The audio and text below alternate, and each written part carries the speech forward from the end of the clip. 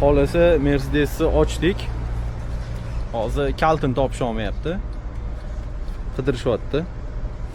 Nima deb o'ylaysizlar bu xitoyliklar O'zbekistonga o'zini tankida ili Zikkera yoki boshqa mashinalarda kelsa bo'lardi-yu. Nega aynan Mercedesda kelgan? Aynan. Nima deb o'ylaysizlar? Bu birinchi marta men xitoyliklar mashinasini ochishim emas. Bu gideti 3-martasi. Lekin hammasi Mercedes bo'lgan. Hammasi. Nima sabab? Sababi nima? Yoki o'zini mashinasiga daveriya yo'qmi? Kimdadir shunaqa muammolar bo'lsa, aloqaga chiqurasizlar.